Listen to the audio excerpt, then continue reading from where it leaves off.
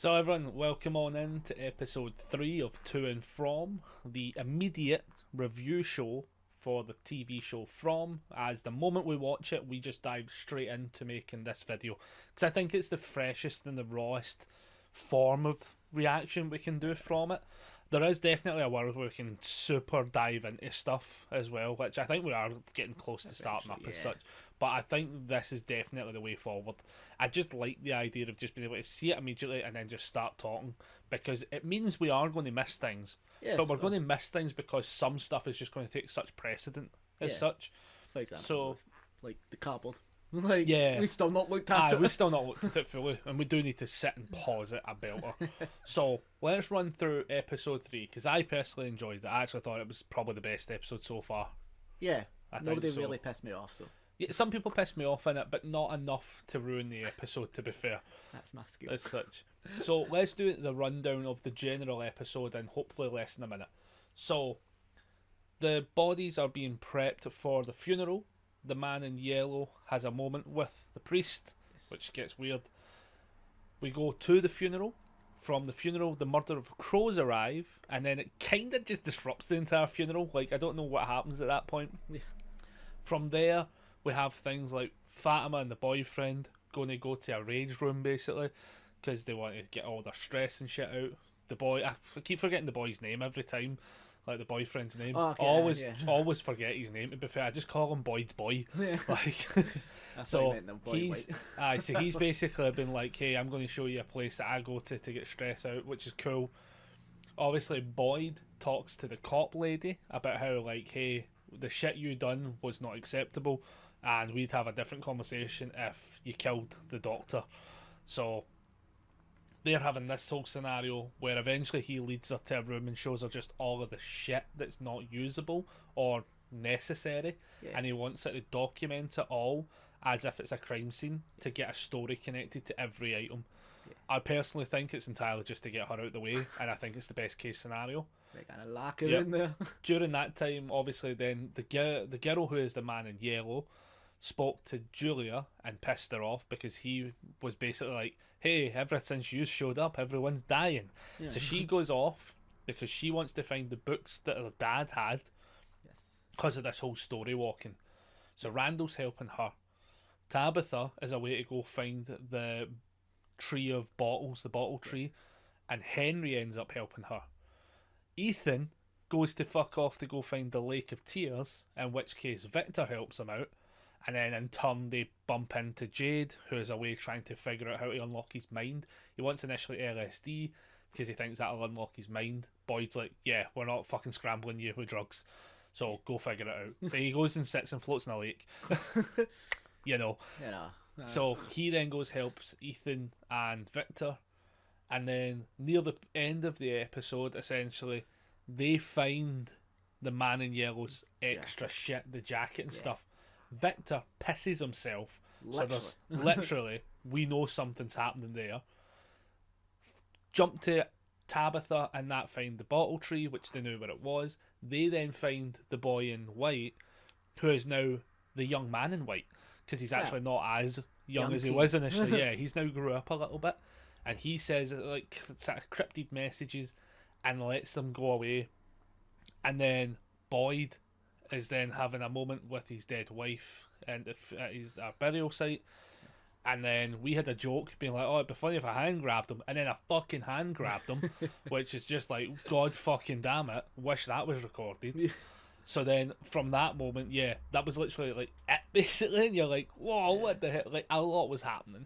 Yeah. So that was like the fast rundown. So let's now just go through it kind of thing and see if there was the things we picked up from the episode. Yeah. So let's just start with the obvious one. Let's just go from the very start. Yep. Obviously, the man in yellow is in that kind of girl form now, the young girl form. And Sophia, I think he's called. Yeah, we're going with it. Yeah. This is what it's like. So, Jasmine. this is where it's Jasmine, aye. So basically, they're prepping the priest to get buried, and she asks for a minute of like with him by herself, in which she goes into his mouth and rips a tooth out. Root and everything, root and all, which I think is something we should probably say. Like, She was definitely a dentist. like, aye, she knew how to get the root out from the mouth, so that's like a fucking power play, right? So that all happened. they then go to the funeral, right? So there's nothing. The only real thing in play there is just the girl and the man in yellow essentially takes a tooth. We're kind of assuming it's a souvenir. Yeah, but kind of thing. It's like a wee collection. It's like a wee, it's like that, or it's like a timestamp to that point in the story. Something along those lines, maybe, like, is what we're kind of going with. This time when I killed this priest, this was the guy, because this is the tooth of the man who got me into the realm. Yeah. At that moment in time when it was possible. I think that's kind of what it probably is, but I mean, it probably will be because she's had like the clothes and that stuff stored from last time. So I wonder if there was another tooth in there. Well, that's the other thing as well. Yeah, like she had. Well, he had. Did he not have the briefcase when he first shows up?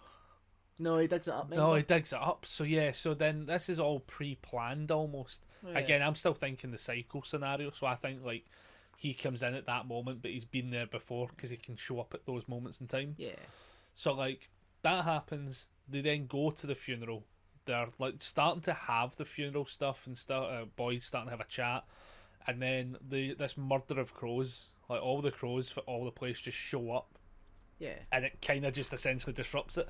We don't really know if they actually bury them at that point or not, because it literally then just cuts straight to the diner, and everyone's just. They do make a point though about the crows though, that's saying when they all came and showed up at the kind of funeral bit, they're like, we never see them this close. They're always in the trees, and that's as far as whenever you come. see the trees, that's when you see them. But this time they're right inside everyone. They're like next to them, because one lands at the fucking feet of Boyd, basically. Yeah.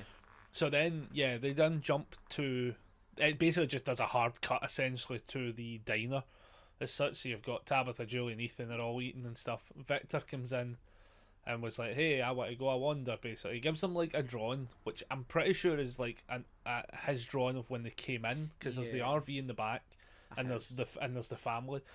We can only assume it is actually them. Like, I'm going to assume it is, but I think it's something they drew before they arrived.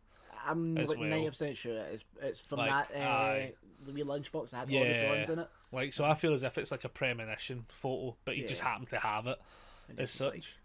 So then Ethan wants to go find the Lake of Tears, but he wants to go to Colony House because he wants to get Victor to take him there, because I think he knows Victor knows everywhere. Yeah. So it's kind of like, he's like, yeah, help me find the place. Victor's like, yeah, I'm not helping you, and he goes, well, I'll tell you what it is if you help me find it. So like, he just gets full on manipulated to go in. So they're off on this adventure part now, where Julia talks to the girl, the man in yellow, and then essentially the man in yellow goes like, oh, ever since you arrived in the girl form, like everything's went to shit. Yeah. So then she flips out, being like, I ain't the problem, you're the problem. Right? And she fucking storms out. Storming out is why she then bumps into Randall, because she's now looking to find the books that her dad had for starting Ethan. To look towards the storytelling aspect of it. Yep. And that's what brings up the kind of, well, there's the books that my dad had read to Ethan. Yep. And somehow Ethan kind of like it's been like nudging me towards storytelling. Like an actual thing. And she's now done it a couple of times as well, where she knows it's not just fucking horseshit either. That's a fair point she's, as well. She's actually done it enough where she goes, actually, this now adds up. I need to look into this. Yeah. So I think that's also like prevalent, because now she's like, well, actually, no, there's something to this. Let me unravel this. Because now, essentially, what she's trying to do is basically save her dad. Yeah. Like, that's the whole point of it. Well, I was going to say, when we see on the previous episode, like, as the season ended, like, for season 3, obviously that's probably one of her main attempts. I wouldn't be shocked, though, if it's not her first attempt, though. Yeah. As such, like, I actually wouldn't be shocked if there's a couple of times where he comes near to death, or does actually die in different time frames, and we don't know yet, because there's nothing to say that they can't die more than once, because she could potentially be going into different cycles. Yeah. Seeing him as Jim, but it could be somebody else as well. Like, there's so much that could happen. So like, so she's starting to do this whole fucking let's do the time warp again, and then from that moment they're off on their adventure, right? So there's a lot of adventures happening. Yeah. Boyd goes and then talks to the cop chick, who we're going to just call the cop chick. Yeah.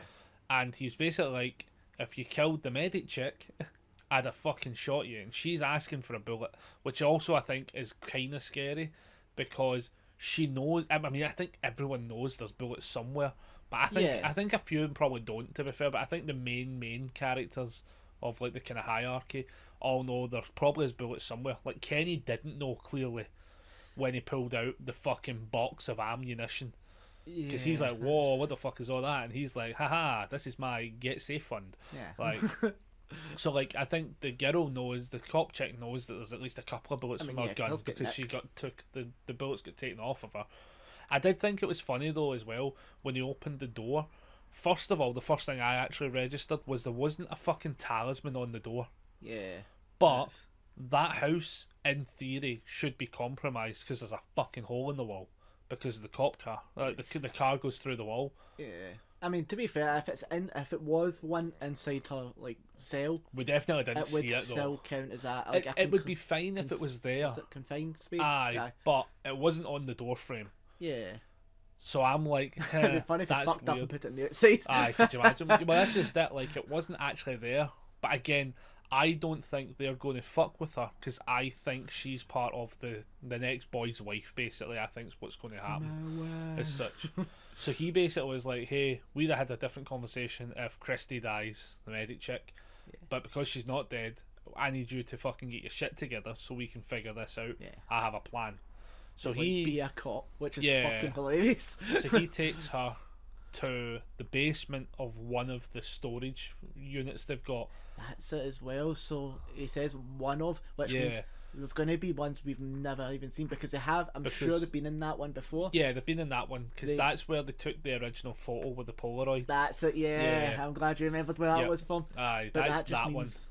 Like there might actually be like this. Well, that was the thing. What they did say was that there's a bunch of them that are set up for useful shit, and this one that they were in is the non-useful essentials. Which, to be fair, right, the Polaroid actually you would think would actually have been a useful item for morale. Like, let's all take a fucking group photo. Yeah. Do you know what I mean? Shit like that. Each person taking a picture when someone dies. Aye, kinda. You know? But like, it would have been good. But even then, right, just the idea of how about we fucking document shit. For whoever's next, for just anyone, just in general, fuck it for us. Like, just document shit. I mean, they barely fucking share the fucking secrets. There was a fucking American football helmet in the background, and I'm like, here, listen, pad yourself the fuck up if you're going outside. Like, I would wear a fucking helmet if I was going outside. You know what I mean? Like, what are they going to do? Like, fucking bite me in the neck? Can he? I'm all protected. Aye. So, like, yeah, this is all the useless shit that they've got. And pretty much what kind of comes across is he goes, I need you to cop the fuck up and document everything, forensic it all, basically, to the point where you know what the story of the item is. Now, I'm convinced, as I was saying during the episode, I'm convinced it's just honestly to get her the fuck out of the way. I honestly do. I think on one hand, there's a bit of like, if she does figure out the story to everything, it could be good information, to be fair. Could be good information. But the longer she's in that basement and not fucking driving ambulances, the fucking better. And I think that's the main thing. She's starting to get the reality of her situation is cracking around her, and Boyd knows she's going to fucking kill somebody. Because I am kind of convinced, right, that the shit she's doing is probably what his wife did. Like, something similar, right? Like, because you remember his wife says, like, I'm trying to figure a way to get out. Yeah. And then her way to get out is basically shoot everyone up. Yeah, she's right? just like, but again, what's the one thing she asked for? Give me a bullet because I want out. But if he gives her a bullet, right, she might then shoot somebody else, for instance.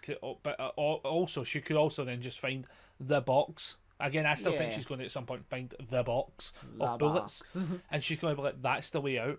Yeah, because again, I know I always kind of harp on it a little bit with this whole idea of the cycles and stuff like that. But like, it sometimes, at least in the sort of way I'm watching it within the story, it does look like it is just everything's reincarnation and everything is just on a circle. Yeah. As such, the things are coming into place where you're like, we've heard snippets of this happen in the past. Yeah. Shit. Because it was the same when, like, so like, they have this little bit of conversation as such, and then it leads to that kind of like just being it. But I think that was probably a good scenario for the episode, because I actually think it throws us in a good lot of stories. Yeah. I actually thought everyone having their own wee adventures was actually like, here, actually there's a lot going on this episode as well. But it was really well paced. I think that's the thing, yeah, it really is just at least now, because they're all talking and kind of keeping in with each other, not the stories go together, but it's like, yes, it actually is an overarching... You're able to follow along a lot better, yeah, because you're not saying to yourself, oh shit, Boyd's about to do this, but Tabitha doesn't know that yet, and she's doing this, and you're like, oh wow, those things would probably work together if they fucking talk to each other. So I think like the idea, as you say, that they're now communicating properly, which means that there's so much of the story that's actually more... It's more streamlined than it probably was meant to be. Yeah, you're not thinking who knows who doesn't. You're just like, cool. Everyone's going to have a semi-good idea of what's happening now. Because Boyd and stuff like that are all on the complete same page of Tabitha and Jade are reincarnations of Miranda and Jade. Yeah. I don't know who they was in the previous life, to be fair. And you're sitting going like, oh, that makes sense now, because now the things they are doing, you're like, everyone knows that, and they probably will, even if it's not on screen, will talk about it. So there'll be like points where like they have reference to it as such. Like, I don't think it's going to be closed book scenarios anymore as such. I think other people will be kept in the dark, because it's probably a scenario where you're like, we can't have everyone talking because it's just going to sound fucking loopy. Yeah. So the people in the know are in the know. The rest of them are just living day to day as if nothing's changing. So then obviously the kind of like Fatima and the boyfriend, Boyd's boy, right? He says, I know how to cheer you up, because again, technically, right, she has just had a baby who turns out to be a monster, right? Like that is a bit of a fucked up scenario anyway. Yeah. She's also clearly been told that Elgin has to be along the lines of, well, they obviously talked at that one point where it's like, hey, we have to get our story correct, because I have to explain to people that I fell down a flight of stairs, and lost my eye and broke my hand. Yeah, so like we're kind of like here, so they're getting their stories together, but when they talk, something happens, and I'll come back to that later. And then Fatima, obviously, and Boyd's boy have a wee chat. He goes, I'm going to help you get out of this rut. He takes her to the junkyard, which is just where they push all the destroyed cars. Yeah. And then he just goes, here's a bat, here's a crowbar that he pulls from a very dodgy place. It was definitely not in a bag in the angle he pulled it out of.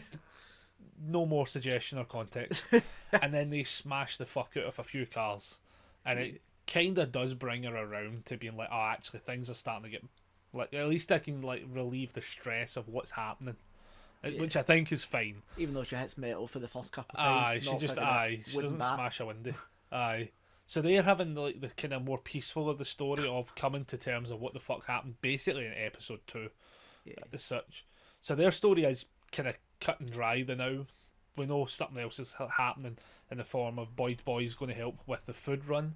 So I'm going to assume they're going to like go to that vegetable patch or some shit, exactly is what they seem to be doing. I'm assuming that's what it is. Because it's far enough away, it takes like a day to get there. Yeah. So then stay there the night and come back. So like I'm assuming that's the scenario in play as such. So their story's done. Obviously then we do Tabitha's just because it's probably the easier one, to be honest, and it ties into Ethan's. So Tabitha is left a note for Donna, number one parent in the planet, right? Every parent in this fucking show suck ass. It's so bad. So she take, especially as well, right? Because, I mean, there's one good parent, and that's Henry, because he's just like... But I feel as if Henry was in the real world too long and knows what parenting is. Yeah. It's the problem. So he's coming from a jaded perspective. Well, hey, so like I think I don't think he gets to say. Well, technically no, really, because he did fuck all to go find his son either. Right? I mean, how do you find a son in a fucking? He could have went through a tree, mate. See, shite da.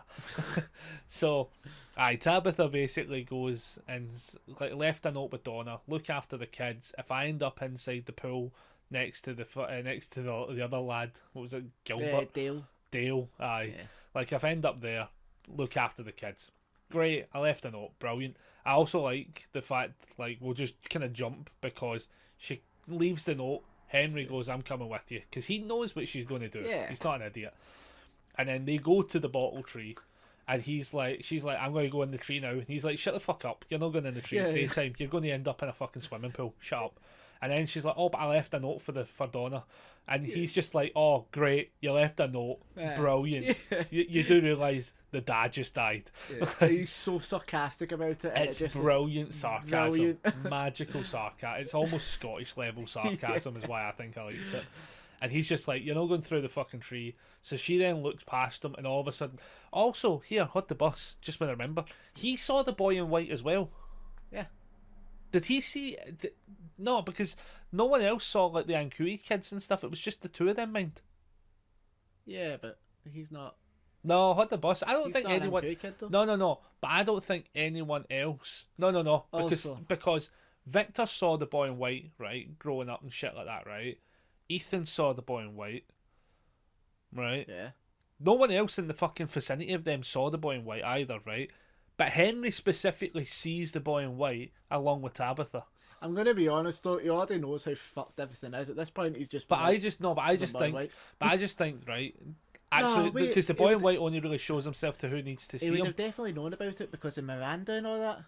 No, because from, like, the pictures and stuff. But no, maybe no. I don't think she has the boy in white pictures. I can't remember. She has the tree, the lighthouse. She has the tree and shit. Yeah, I don't remember if she has the boy in white though. There was just a voice talking to her, was it not? Because he would have just thought, oh, she's going psycho. He wouldn't have saw the boy in white or anything like that while she's talking to him. No, but remember his whole basement was just filled with pictures. We would have to go back, but I don't think he's ever saw the boy in white until this moment. That's it. I would probably be in the same boat of But the boy in white is now but now he's now the preteen in white because he's actually got a wee bit older. I'm assuming it's just because they're using the same actor, to be honest. Yeah. And obviously time has actually in real life went on, so I think that's what they've done. But they kind of like chuck it into the episode of being like, hey, just so you know, I'm a wee bit older because you fucked up your last chance to get out. Yeah. Which is kind of what is implied. Like, he basically what just do you goes, mean you don't know? And he's I like, don't know. I don't know. Like, because obviously if she had figured shit out, maybe the story does end there. Yeah. But because it doesn't, we go to the next point in time where it could end. Mm-hmm. Which is now, the wee boy's a wee bit older because he's like, well, you fucked up the first chance. Yeah. Now you've got to figure out the second part. And then he just fucks off again because obviously they hear Victor and they hear Jade shouting out for Victor and shit like that because let's jump to that part of the story because I think that was the easier tie-in. Yeah. Ethan and that go find the Lake of Tears. You get, obviously, in the diner, Victor comes out and says, I'll help you out, pal. Come on. So they go up to the colony house. He says, this is what I need to find because my dad, after he died, told me about this. Victor's kind of like, what the fuck? We don't keep secrets. And he goes, right, cool, I'll tell you once we get there. Yeah, and he was like... Ultimate manipulation. Just like, yeah, we'll figure it out. It's like, I'll tell you when you need to know. I'll definitely not redeem those gift cards. Yeah. So they go to what Victor thinks is the Lake of Tears, which is the Brundle. And we have seen the Brundle a handful of times before. But this time we saw it with Jade just fucking budgie smugglers basically. Oh yeah. In the fucking lake, and you're like, is he dead? Nope, he's just trying to figure shit out. Like he's trying to do it like it's one of those like isolation pods or something. Yeah. And I'm just like, yeah, mate, fair enough. So he has this like fucking like, god damn it, they're bothering me moment. Okay, I'm coming to help you. So he gets out of the lake, and they're now on the journey to just go look for another lake. I would assume Victor must know another lake. I mean, maybe it feels as if they were walking with purpose, though. I mean, they could just be taking whatever path they found. Possibly, but I feel like they were walking with purpose to the point where, like, I think Victor does know other places, to be fair, but they do stop for a moment, and Victor stops for a moment, and you pan over the camera, and we see the man in yellow's old clothes, because they've found the spot, inadvertently, of where he makes the change, and Victor legitimately pisses himself. Yeah. To which case they're all like, what the fuck?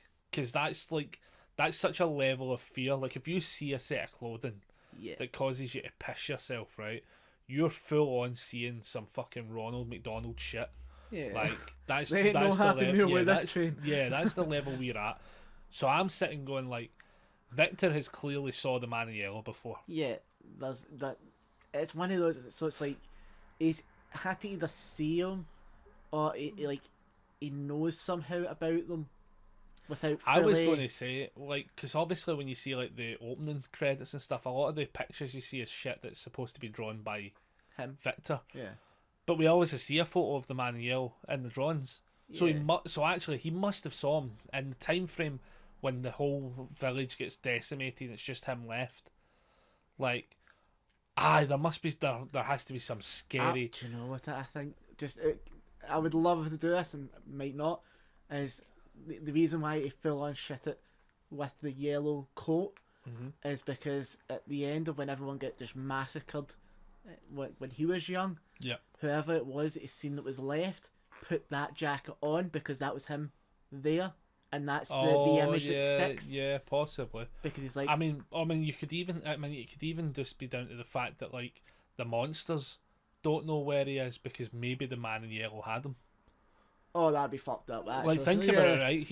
You could have a scenario where like Victor was like trapped by the man in yellow for a little bit of time, because if you think about it, right, the man in yellow needs the story to continue in order to get to the next points and stuff. So like, what would actually happen if Victor was to die in that scenario? Because probably, right, I'd imagine the cycle doesn't continue the same way because like you need Henry and stuff to show back up and things like that. So like, or also, does he keep Victor alive? Because think about it, this one, right? Ready? I still think the man in yellow obviously doesn't know who the fuck the two are, and so do the monsters. What happens if he keeps him about because he goes, I can't chance him being the reincarnation of the guy, so I have to keep him around until other people show up, so the cycle starts to then confirm it's him. Yeah. In which case, the monsters don't fuck with them because the man in yellow is in and about the place. Because I still don't. I still think he's still in that tier above. The monsters know who he is and clearly don't fuck with him, because we did see it when he was out in the fucking open as the girl. The clinic. The monsters have to know he's who he is, even if he's in the shell of somebody else. Because otherwise it makes fuck all. It just doesn't make any sense why they wouldn't immediately be on top of them. If they do, especially as well, because think about it, right? If she's new to the scene, you would be freaking her the fuck out as the monsters. You would immediately be tormenting her because she doesn't know the reality she's in. But they know that's the man in yellow. And they're like, we ain't fucking with that. I'm hoping it's not one of those, the monsters can smell the fear, and because he's just like, oh, could you imagine though? To be fair, would destroy you. They're just kind of like, we know it's him. Yeah, I mean, it could be a scenario where they're like, here, he ain't fucking blinking when he looks at us. Yeah, you don't fuck with the people that don't blink. Like, that could be it. But again, I think, possibly, I'm thinking Victor as a young boy was kept by the man in yellow, which is probably why he's fucking in fear the moment he sees the yellow jacket, because he's like, oh, I don't want to go back there. Yeah. Kind of level. Like how the man was chained up inside the dungeon. Yeah. I'd imagine it's something along those same lines. And then once the first kind of person shows up, all right, off you go, off you go, because there's people are back again. Aye. And they find the boy. Like, because that would be like that would the be scenario. Fucked up. I would like kind of the way of like it, when everybody get massacred. That was the last kind of thing. It also could be great though if that was it, Like, because it could, because also right, terrifying, because also think about it as well, right? There's a scenario in place, right, where the monsters aren't actually what, because to Victor, right, the man in yellow is just another monster, right? Yeah. The monsters might actually not have been the ones that killed the entire town. He could have just went door to door and because in the daytime, just was not even the daytime. No, I think it could have happened still at night, to be honest. But more the idea of there's a higher chance, right, because he touches the fucking stone, that the monsters maybe still are locked to they can't get through the talisman stuff, and he goes, "That's an open door, fuck you," and he just goes in and kills them all. So it could actually be that as well. Like, that was how the town was able to be massacred, because maybe the man in yellow is the one that goes in door to door and just kills them all, because we also don't know how many were actually in the town. So it legitimately could, well, we know it has to be less than 47, right? But it could have been a small number, because bear in mind as well, they didn't have, I had the bus, they didn't have the talismans back then. What are we talking about, idiot? They didn't even have the talismans. So actually the monsters would just have found them all and killed them all. Fuck that story. Doesn't matter. So they don't find the talismans. It would have to be at daytime then, because the monsters. Remember in season. No, because they find her at night. No, so the reason why I'm thinking, yeah, because she was running to the tree. Yeah. But the reason why I think it would have had to have been daytime is because all the hiding spots and stuff were still used in season 2 when they had to like. Oh, before the talismans. So when they got the talismans, yeah, there was that night. But we still think that could still allude to the idea of it being they know where they are, they just choose not to kill them. Yeah, it's a tough one. It's tough one. Those, like, there's if they're definitely in the houses, I'm fine with it. But if they know every single I still think the man in yellow is allowed to interact within the sort of terms of he can just go into houses. Yeah, aye. I think that's just it. I don't even think he needs to be in the girl's body to do it either. I think he can just. I think that's just a disguise to get him in the town. Because if a man in yellow shows up, he's creepy as fuck. Nobody's keeping him in the house. Aye. Do you know what I mean? Especially if he was traveling with a priest. It just looks. The whole thing's just a whole story. Like, but yeah, like that's basically what's happening there. We jump to like Boyd after having his conversation with the cop chick. He goes to see his wife's tombstone, right? And he's starting to talk, and he goes, "I don't like where I'm going with this and stuff like that." And then we had a kind of like laugh where we go, like the way the camera was panned. I was like, "Oh, it'd be funny if like Aaron goes, like, it'd be funny if like a hand comes out, and then a fucking hand comes out and grabs him." And I'm like, "Holy shit, god damn it!" And it's probably his wife's hand. Let's be honest, but it's just, but it has to just be the realm fucking with him one more time. I mean, his arm goes fucking. Yeah, his arm. I thought it was going to like come out a stump or something. Yeah, like that. I was waiting for some shit. And then like he kind of just like looks around.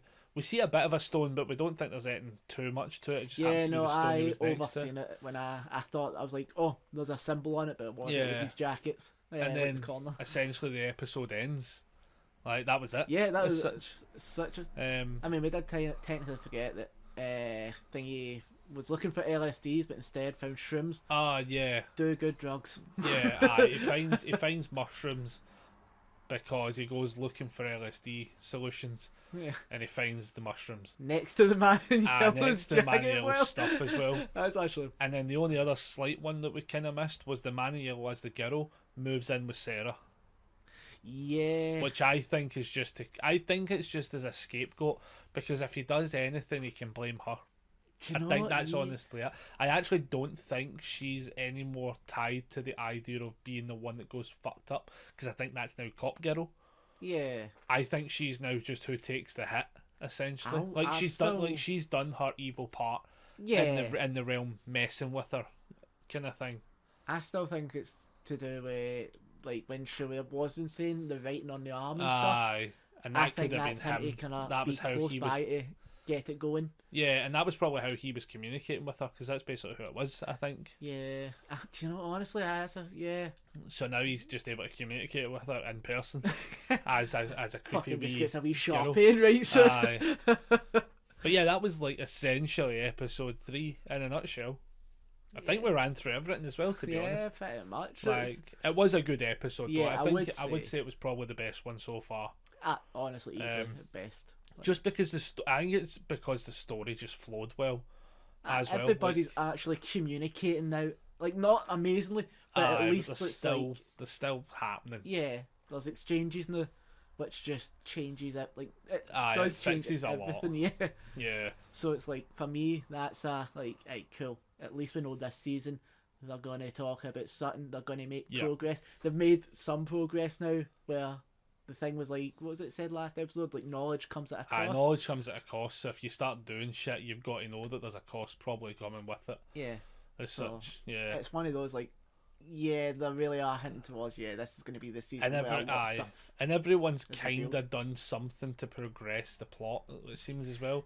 Like Tabitha's got to the tree, talked to the boy in white, as such, which has then led to like, hey, there's more shit you need to know. Boyd's obviously got the cop chick out the road, but also again you might unravel more history from that, which could genuinely play a part. Then has his hand grabbed by his dead wife, as such. Obviously, Ethan's obviously away finding the Lake of Tears. They've now discovered more to the plotline in the form of the Man in Yellow's stuff, and that's all kicking in. Jade obviously finding the mushrooms means that he's more likely also going to be able to be like, hey, I might be able to unlock more of the story in my mind. I can't wait to see him. It's going to be fucked up, man. It's going to be so fucked up. And Julia obviously finds the books, which is going to allow her to progress the story of story walking as well. Yeah. So like everyone, I feel as if has done something. The one tiny bit we kind of left out, which I think we should just at least note on that it's going to be prevalent, is Fatima has Elgin with a mound of fucking dirt in his room. Yeah. And I don't have a fucking clue what they cunts are doing. Like, it makes no sense, which is actually kind of why I was ignoring it a little bit, because I was going to actually leave it for a separate video, to be honest. Like, of just, literally, I was just going to have a YouTube short going, why the fuck is he bringing Earth into the that's. Because it's not like she's going to eat it this time. Yeah, like... but there's no context to what, because she's told him what the plan is, or he's told her the plan, and they've clearly got a whole thing going together where they know what they're doing. Like, it wasn't like, why are you bringing Earth in here? Yeah. They've obviously came to a discussion. You even see her just before it as well, getting not a nod, but like a look as he's walking with us. And now you know he's actually carrying dirt. Yeah. It's obviously she's important out, but we have no context to what they're doing. So she might be the one that we're annoyed by now, because she might be the one that's actually stopping progress from happening in the form of people talking to each other, because they basically are being secretive right now, which is again a pain in the hole, because it causes everything to go belly up. And it annoys me to no end, but we'll have to deal with that in episode 4 of the TV show From. Hopefully.